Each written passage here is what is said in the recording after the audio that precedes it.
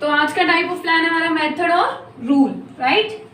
तो बिल्कुल simple, method का मतलब क्या होता है पहले ये समझो, किसी काम को करने का तरीका, राइट। तरीके को बोलेंगे मेथड, तरीके को हम लिखेंगे वे और मैनर, ठीक है। लेकिन ये प्लान है, टाइप ऑफ प्लान है, तो प्लानिंग का मतलब क्या होता है, एडवांस में सोच के रखना। तो जब आप किसी काम के वे और मैनर को एडवांस में सोच के रखोगे तो वो क्या बन जाएगा, मेथड।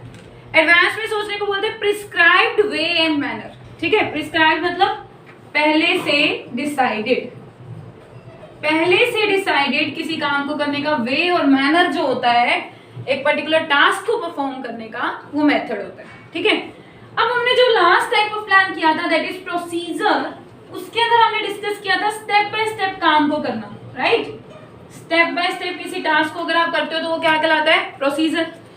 अब मेथड और प्रोसीजर में डिफरेंस समझना बहुत जरूरी है, ध्यान से सुनना। स्टेप बाय स्टेप तो कर रहे हैं, मेथड के अंदर क्या करते हैं, जो प्रोसीजर है ना उसके एक स्टेप को डिटेल में डिस्कस करते हैं, ठीक है। इट डिटेल्स, ये डिटेल करते हैं किसको, the one step of procedure. जो प्रोसीजर हमारा टाइप ऑफ प्लान है उसके एक स्टेप को हम डिटेल में स्टडी करते हैं, किसके अंदर, मेथड के अंदर। अब एक स्टेप को डिटेल में कैसे स्टडी, एग्जांपल देके समझाती हूँ। जैसे कि आप लोगों ने प्रोसीजर क्या फॉलो किया है, किसी को उधार दिया पैसा, उससे पैसा रिकवर करने का प्रोसीजर क्या फॉलो किया। जैसे सबसे पहले आप क्या करोगे, उधार रिकवर करने के लिए पहले उसको नॉर्मल कॉल करोगे, है ना, भी मैसेज करोगे, टेक्स्ट मैसेज, कॉल, कुछ ना कुछ ऐसे करोगे नॉर्मल।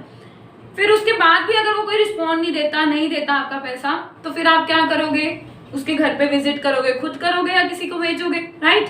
और फिर भी नहीं कर रहा, फिर अगला स्टेप क्या उठाओगे, फिर लीगल एक्शन लोगे उसके अगेंस्ट कि भी ये पैसा नहीं दे रहा मेरा, भी इतना टाइम का इसने इतने टाइम के लिए पैसा लिया था, इससे ज्यादा के लिए पैसा रख लिए, तो अब इसके अगेंस्ट लीगल एक्शन लेना बनता है। तो आपने स्टेप्स क्या फॉलो किए, पहले एक रिमाइंडर दोगे कॉल या मैसेज करके, नहीं रिस्पॉन्ड दिया, दूसरा स्टेप खुद विजिट करोगे, अपने किसी बंदे को भेजोगे, तीसरा स्टेप फिर लीगल एक्शन लोगे। तो ये तो हो गए स्टेप्स पैसा रिकवर करने के, प्रोसीजर हो गया। अब जो मेथड होगा वो एक स्टेप को डिटेल में करेगा। जैसे कि पहला स्टेप क्या था, कॉल, रिमाइंडर देना जस्ट, है ना। तो रिमाइंडर जो है किस तरीके से दोगे, suppose to be way, reminder देने का वे क्या करोगे, कॉल करोगे या मैसेज करोगे। अगर आप मैसेज भी भेज रहे हो उसको रिमाइंडर दे रहे हो, और किसके थ्रू, फोन करके, टेक्स्ट मैसेज करोगे या अपना कोई टेलीग्राम वगैरह कुछ ना कुछ भेजोगे, राइट, पोस्ट के थ्रू कुछ भेजोगे, लेटर भेजोगे, कुछ ना कुछ करके करोगे ना। तो वो जो हो गया वे हो गया। तो एक स्टेप को आपने क्या कर दिया, डिटेल कर दिया आगे कि उसको कैसे करेंगे, उसका वे बता दिया, उसका मैनर बता दिया, तो वो क्या बन गया, मेथड। तो मेथड क्या होता है कि अगर आप एक अच्छा मेथड सेलेक्ट कर लेते हो ना, वे और मैनर तो होता ही है, अगर आप एक अच्छा मेथड सेलेक्ट कर लेते हो तो उससे आपका टाइम भी सेव हो जाएगा, ठीक है। इट सेव्स टाइम, मनी, पैसा भी बचेगा, एफर्ट्स भी बचेंगे, इस चीज का ध्यान रखना। और मेथड टास्क टू टास्क अलग अलग होते हैं बेटा, सेम नहीं होते, हर टास्क का एक अलग मेथड होगा। जैसे पहले स्टेप का अलग मेथड हो गया, सेकंड स्टेप आप विजिट कर रहे हो, अब विजिट करने के लिए क्या कर रहे हो, या तो खुद विजिट करोगे, किसी पर्सन को कराओगे, है ना, फिर उसका मेथड डिसाइड करोगे कहाँ करना है, कैसे करना है विजिट, ठीक है, ये सब हो गया। फिर थर्ड स्टेप क्या है, लीगल एक्शन, किसके थ्रू लोगे, खुद लोगे या कोई एडवोकेट हायर करोगे, कैसे क्या करोगे, सब कैसे का आंसर ढूंढना होता है इसके अंदर, हाउ का, वे और मैनर। ये टास्क टू टास्क अलग होता है मेथड, इस चीज को अच्छे से समझ लो, ठीक है। बस इतना ही है टाइप ऑफ प्लान, बहुत इजी था। आपने लिखना कैसे, अब ये सुन लो। पहले आप इसका टाइप ऑफ प्लान बताओगे कि ये स्टैंडिंग टाइप ऑफ प्लान है, पहला पॉइंट आपका ये बनेगा, ठीक है। सेकेंड पॉइंट बनेगा इसका meaning, that is prescribe way and manner of doing work, ठीक है। थर्ड पॉइंट बनेगा प्रोसीजर से कैसे डिफरेंट है, क्योंकि प्रोसीजर में काम स्टेप बाय स्टेप होता है, बताना इसके अंदर, मेथड के अंदर। और इसके अंदर क्या होता है, एक स्टेप को, किसी प्रोसीजर के किसी एक स्टेप को डिटेल में आगे फर्दर स्टडी किया जाता है, उसका वे बताया जाता है, ठीक है। और फोर्थ पॉइंट बना दोगे कि इससे टाइम एफर्ट्स, अगर सही मेथड, ये कब बचेगा टाइम एफर्ट्स और मनी, अगर आप बेस्ट मेथड क्या कर लेते हो, सेलेक्ट कर लेते हो, तो ऑर्गेनाइजेशन में सेव होगा क्या, टाइम, एफर्ट और मनी, और एफिशिएंसी भी आ जाएगी, ये भी लिख सकते हैं।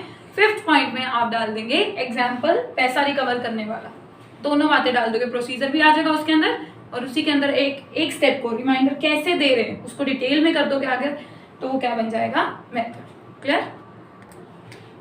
तो नेक्स्ट टाइप ऑफ प्लान है हमारा रूल।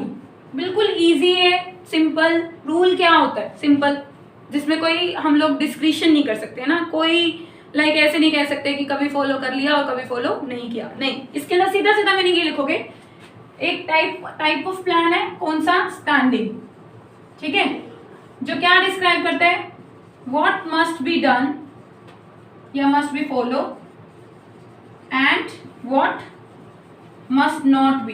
क्लियर बताता है, साफ, क्या करना है और क्या नहीं करना ये भी बताता है। और ये स्ट्रिक्टली अप्लाई होते हैं। स्ट्रिक्टली भी अगर कह दी ना, ये रूल बना दिया किसी चीज को, तो आपको वो फॉलो करना पड़ेगा। आप उसको ऐसे नहीं कह सकते कि कभी कर लिया फॉलो कभी नहीं किया।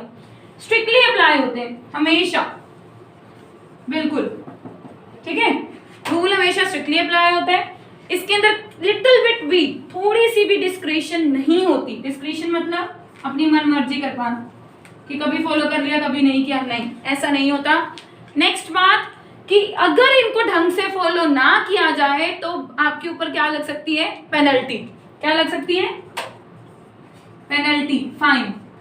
तो सिंपल, एम्प्लॉइज के लिए जो रूल्स और रेगुलेशन बनाए जाते हैं, जो उनको कोड ऑफ कंडक्ट दिया जाता है, उसको रूल बोला जाता है, जो स्पेसिफाई करता है साफ साफ, इसको हम बोलते हैं स्पेसिफिक स्टेटमेंट। कौन सी स्टेटमेंट है ये, स्पेसिफिक, क्योंकि साफ साफ इसके अंदर क्लियर किया होता है कि क्या करना है, what must be done and what must not be done, इसलिए इसको स्पेसिफिक स्टेटमेंट बोलते हैं हम लोग रूल को।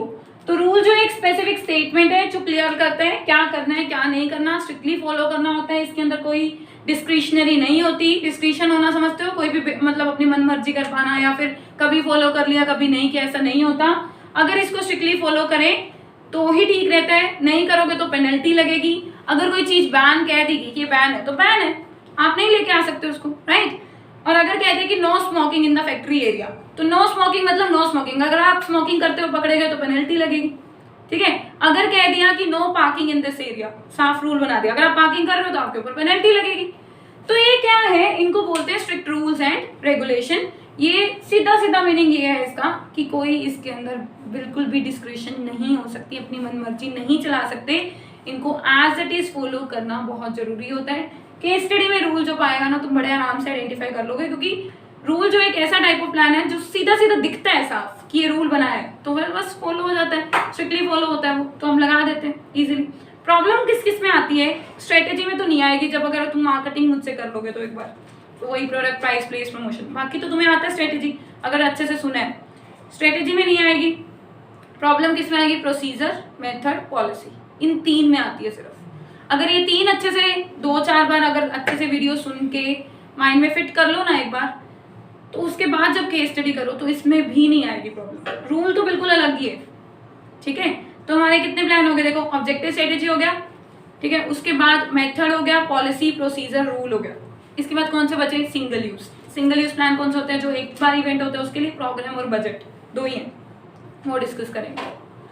तो प्लान है हमारा सिंगल यूज प्लान, ठीक है। सिंगल यूज प्लान के अंदर दो ही हैं। सिंगल यूज का मतलब मैंने आपको बहुत अच्छे से बताया था। आपने ये नहीं लिखना सिंगल यूज में जो प्लान एक बार यूज होता है, गलत हो जाएगा वो। आपने क्या लिखना है, ऐसे प्लान्स जो इवेंट एक बार होना है उनके ऊपर यूज किया जाता है। वो इवेंट ही एक बार होना है, उसके ऊपर वो प्लान लगाएंगे, तो वो इवेंट खत्म तो वो प्लान खत्म। तो ऐसे प्लान्स जो वन टाइम जो अकर होते हैं इवेंट्स, उनके लिए यूज किए जाते हैं, उसको सिंगल यूज प्लान बोलते हैं। पहले तो मीनिंग सही करो अपना। आप लोग मोस्ट ऑफ स्टूडेंट्स मीनिंग लिखोगे जो एक ही बार यूज होता है, गलत हो जाएगा। मैं बार बार बोल रही हूँ, जो एक बार इवेंट रिपीट एक ही बार आएगा, अकर होगा, क्रिएट होगा, उसके लिए जो प्लान बनाया जाता है उसको सिंगल यूज प्लान बोलते हैं, ठीक है। इसके अंदर दो है बेटा, बजट और प्रोग्राम। बहुत आसान है ये दोनों ही, ठीक है। बजट थोड़ा सा मतलब ज्यादा आसान है, प्रोग्राम जो है इसको समझ पाना थोड़ा मुश्किल लगता है बच्चों को। तो मैं इसको भी समझाऊंगी, पहले बजट देख लो। इन दोनों को मैं पैरेलली नहीं चलाऊंगी, अलग अलग बिल्कुल। बजट होता क्या है, सुनना। बजट एक स्टेटमेंट होती है बेटा, किसकी, एक्सपेक्टेड रिजल्ट्स की। सबने मुझसे कंट्रोलिंग समझा है ना, एक्सपेक्टेड रिजल्ट को डिजायर रिजल्ट के साथ कंपेयर करना और कमियां निकालना और उसके अगेंस्ट क्या लेना, करेक्टिव एक्शन। मैं बताती हूँ थोड़ा, पहले लिख लो। ये स्टेटमेंट किसकी है, एक्सपेक्टेड रिजल्ट्स की, ठीक है। जो रूल बताया था, रूल किसकी स्टेटमेंट थी? स्पेसिफिक, तो स्पेसिफाई करती थी साफ साफ। तो वन वर्ड क्वेश्चन आता है, name the type of plan which describe specific statement, तो rule name the type of plan which describe expected result statement, तो क्या बन जाएगा? बजट। अब मैं क्या बताना चाह रही हूँ इसके अंदर, ध्यान से सुनना। कंट्रोलिंग थोड़ा सा मैं तुम्हें इंट्रोड्यूस करना चाहती हूँ दोबारा। कंट्रोलिंग का मतलब क्या होता है कि जो आपने टारगेट लिया है उस टारगेट को एक्चुअल रिजल्ट के साथ कंपेयर करना। सबको पता है ना ये चीज? अब मैंने टारगेट लिया कि मैं यूनिट्स प्रोड्यूस करूंगी 1 महीने के अंदर 1 लाख, ठीक है, और मैंने यूनिट्स प्रोड्यूस कितनी की? 80,000। तो कंट्रोल करना मतलब 1 लाख का टारगेट लिया था और एक्चुअल में आपने प्रोड्यूस की 80,000।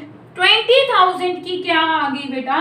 डेविएशन, कमी आ गई, क्योंकि 20,000 की कमी है ना, टारगेट इतने का था, इतना प्रोड्यूस किया, तो 20,000 कम प्रोड्यूस किए, तो 20,000 की आपके पास आ गई बेटा डेविएशन। तो कंट्रोलिंग का मतलब ही यही है कि इन दोनों को कंपेयर करके कमी निकालना और कमी के अगेंस्ट करेक्टिव एक्शन लेना, ये कंट्रोलिंग था। ये सारी एज इट इज बात हमने बजट में डालनी है। ये एक एक्सपेक्टेड रिजल्ट की स्टेटमेंट है। एक्सपेक्टेड मतलब जो टारगेट, एक्सपेक्टेड रिजल्ट के ब्रैकेट में लिख लेना टारगेट। टारगेट को आप बोलते हो स्टैंडर्ड, ठीक है, भी हमारा स्टैंडर्ड क्या है, तो उसकी स्टेटमेंट होती है। बजट एक स्टैंडर्ड बता देता है, टारगेट बता देता है कि बस इतना ही है, ये हमारा इतना बजट है, ठीक है। फिर उसको हम कंपेयर करते हैं एक्चुअल के साथ और कमियां निकालते हैं और करेक्टिव एक्शन लेने की कोशिश करते हैं बाद में, है ना। तो एक बार तो हमने बनाया, बाद में करेक्टिव एक्शन लेते हैं, तो पहला बजट जो एक प्लान के लिए बना था वो प्लान खत्म, बजट भी खत्म। अच्छा, दूसरा पॉइंट आपने जो लिखना है इसको हम बोलते हैं कंट्रोल डिवाइस। क्या बोलते हैं? कंट्रोल डिवाइस, क्योंकि इसके अंदर क्या हो रही है? देखो, कंट्रोलिंग हो रही है ना। अगर किसी प्लान में कंट्रोलिंग हो रही है तो उसको हम कंट्रोल डिवाइस बोल ही सकते हैं। तो बजट कंट्रोलिंग करने में हेल्प कर रहा है तो इसको कंट्रोल डिवाइस ही बोलेंगे ना।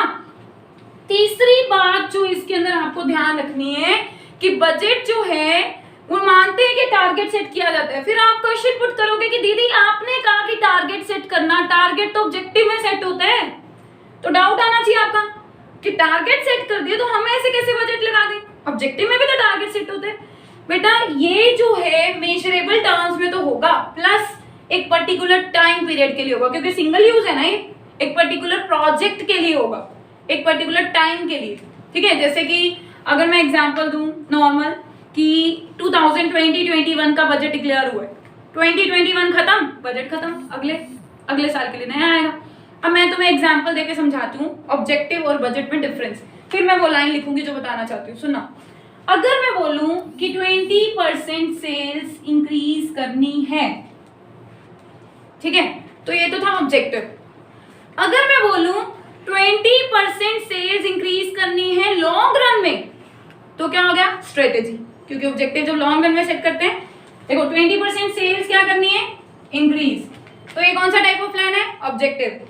20% सेल्स इंक्रीज करनी है लॉन्ग रन में, तो हो गया बेटा स्ट्रेटेजी। अगर मैं बोलूं 20% सेल्स इंक्रीज करनी है और एक पर्टिकुलर टाइम पीरियड दे दूं साथ में, विद इन 2020-21, तो वो क्या बन गया? क्या बन गया? बजट। तो बजट एक ऑब्जेक्टिव ही है, बट साथ में एक डेफिनेट टाइम पीरियड होता है, ठीक है, पर्टिकुलर फिक्स टाइम पीरियड होता है। बट सिर्फ इतना मैं अगर कहूँ डिफरेंस सफिशिएंट नहीं है, क्योंकि ऑब्जेक्टिव में भी एक पर्टिकुलर टाइम पीरियड के लिए सेट किया जाता है किसी ऑब्जेक्टिव को। तो ये जो है आपको केस स्टडी में डिफरेंस करने में हेल्प नहीं करेगी, जो बात बता रही हूँ। अब जो बता रही हूँ वो सुनना। अगर मैं बोलूं, सभी सुनना ध्यान से, मैंने बोला 20% सेल इंक्रीज करनी है तो हुआ ऑब्जेक्टिव। अगर मैं बोलूं 20% सेल इंक्रीज होगी, फ्यूचर प्रेडिक्शन, फोरकास्टिंग जिसको हम बोलते हैं, अगर मैं क्या कर दूं? Future prediction. फ्यूचर प्रेडिक्शन मतलब फ्यूचर के बारे में एडवांस में प्रेडिक्ट कर देना, मतलब बता देना, फोरकास्टिंग, भविष्यवाणी कर देना एक तरह से कि यही होगा श्योरली। अगर मैं बोलूं 2 लाख रुपीस की अर्निंग होगी फ्यूचर में, फ्यूचर की बात आएगी, या विल वर्ड यूज होगा, विल, WILL, तो वहां पे क्या हो जाएगा? बजट। अब मैं डिफरेंस बताती हूँ, simple example. An organization's target is to increase its sales by 20% within 1 year. तो आपको क्या पता? within 1 year लिख दिया मैंने। अब दीदी ने कहा था टाइम पीरियड आ जाए तो ऑब्जेक्टिव भी होता है, बजट भी कंफ्यूज हो गए, आप ऑब्जेक्टिव लगाएंगे उस केस में। अगर मैं बोलूँ organisation will increase it sale by 20% in the next coming year, will prediction कर रहे हो, तो वो क्या हो गया, बजट। तो इसमें भी विद इन नेक्स्ट 1 ईयर आ गया ना, उसमें भी था, लेकिन उसमें ये है कि करनी है, ये टारगेट है हमारा, वो ऑब्जेक्टिव। और अगर इतनी सेल इंक्रीज होगी, फ्यूचर के बारे में एडवांस में प्रेडिक्ट कर रहे हो, तो वो क्या हो जाएगा, बजट। क्लियर? तो जो मैं प्रोग्राम कराऊंगी उसके साथ बजट एक बार फिर से आपको डिटेल में पॉइंट्स बताऊंगी कैसे लिखने हैं, एक्सप्लेन करेंगे। अभी इतना समझो वरना कंफ्यूजन बहुत सारी हो जाएगी, क्योंकि बहुत सारी बातें हैं मुझे बताने के लिए। तो इस वीडियो में इतना ही करते हैं, अगले में प्रोग्राम के साथ डिटेल करेंगे।